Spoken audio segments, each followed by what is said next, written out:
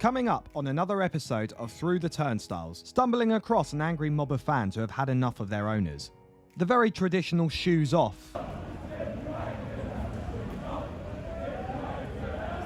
Of course, no pyro, no party.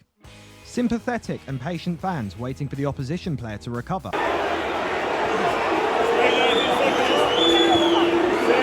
The perfection of a header.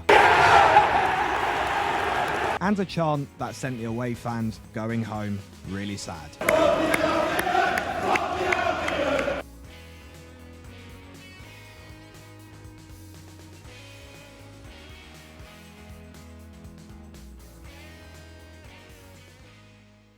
Birmingham City, a respected Midlands side from what I can remember, active during my more youthful years in the Premier League, tough side, decent fan base. They even won a cup against my bitter rivals Arsenal back in 2011. Still remember that game very well, and I absolutely loved it from them. And how did we, as Tottenham fans, repay them? Well, we relegated them.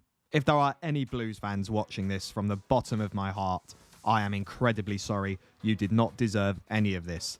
And nor do they deserve any of the problems Bshl are doing to their club. Birmingham Sports Holdings are a company that relies on its shares from the Hong Kong Stock Exchange. Because their shares can be bought in via Hong Kong, this results to various different people having stakes in the company. The nature of the stock exchange also means that they are incredibly picky on how business can be run within and outside of the club. As a result of such unclear ownership, the club suffers a lot from mismanagement. Examples of mismanagement? Well, where do I begin? A transfer ban, sacking manager after manager, breaching profitability and sustainability rules in 2019 due to losses in 48.8 million in the space of 3 years, which resulted to Birmingham City having a -9 point deduction. On top of that, avoiding relegation after relegation, and to add salt into the wounds, there are unsafe sections of St Andrews that have now been closed off by the council for the foreseeable future. The list goes on and on. Blue Noses have had enough of Bshl and the EFL. There are even rumours of a possible pitch invasion in protest tonight, which Birmingham's manager John Eustace is pleading with the fans not to do. It's a sad, sad situation, and sorry is beyond the hardest word because the Blues fans rightly will not accept this. Did you see what I did there? You know, boy band Blue, Birmingham City Blues. You know, sorry seems to be the hardest. Yeah, that joke was quite wasn't it? I do apologise in advance with these dad jokes. I'll try my best to make it my last one in this video, though I can't promise anything. But if you are a fan of ground-hopping content, insight on other clubs, and mediocre dad jokes, I implore you to please leave a like and hit that subscribe button. In this episode of Through the Turnstiles, we bring ourselves to another West Midlands derby, Birmingham City versus West Bromwich Albion.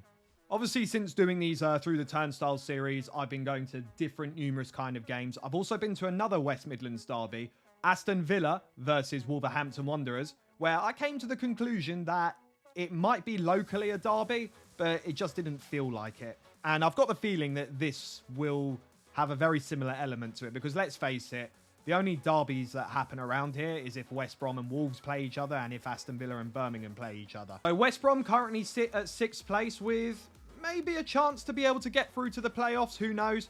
Birmingham, however, once again, 18th and scrapping it away from relegation zone. I think that the bigger talking point for today will be the protests that are going to be happening today. Anyway, enough talking. It's derby day today, so let's get going to this game.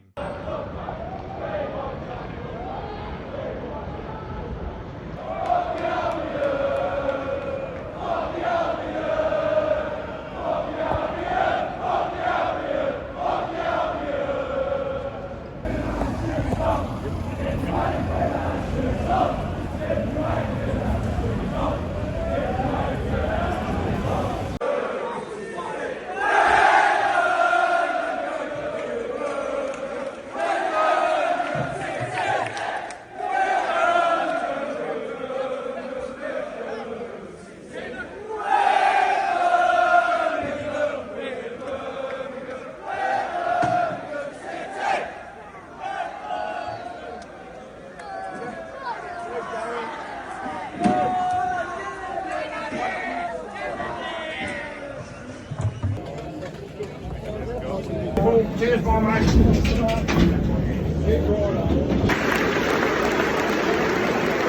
Ladies and gents, and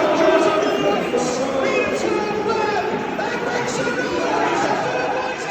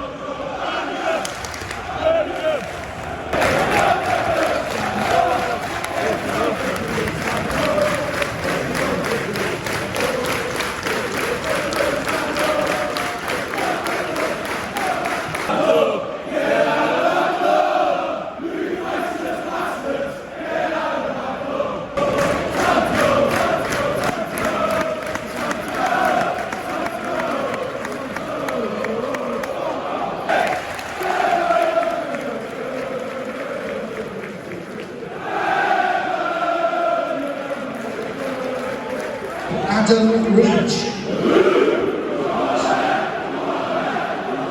Substitution for replacing number 12, Darryl DK. Number 18, Carlan Grant.